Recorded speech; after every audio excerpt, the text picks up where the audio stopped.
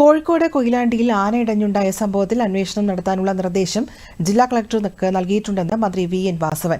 Report വന്നതിനുശേഷം കൂടുതൽ നടപടി സ്വീകരിക്കും. ആന കുത്തിയല്ല 3 പേരുടെയും മരണമുണ്ടായത്. കെട്ടിടം ഇടിഞ്ഞു വീണാണ് മരണമെന്നാണ് പ്രാഥമിക നിഗമനമെന്നും മന്ത്രി പറഞ്ഞു.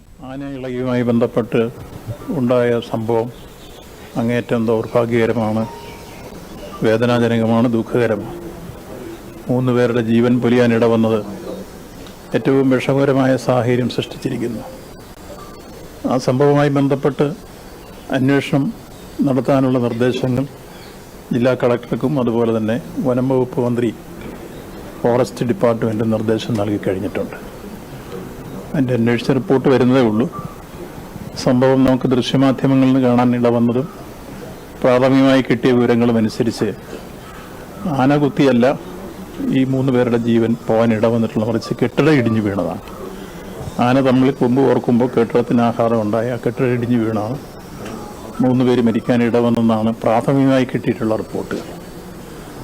ഏതായിരുന്നാലും അത് സംബന്ധിച്ച് കൂടുതൽ അന്വേഷണം നടത്തി അതിൻ്റെ ഉള്ളടക്കങ്ങൾ വെളിയിൽ കൊണ്ടുവരാൻ ആവശ്യമായ നിർദ്ദേശങ്ങൾ ബന്ധപ്പെട്ട ഡിപ്പാർട്ട്മെൻറ്റുകൾക്ക് നൽകിക്കഴിഞ്ഞിട്ടുണ്ട്. അതിൻ്റെ റിപ്പോർട്ട് വന്നതിന് ശേഷം കൂടുതലായി ഈ കാര്യങ്ങളെ സംബന്ധിച്ച് പ്രതികരിക്കാം.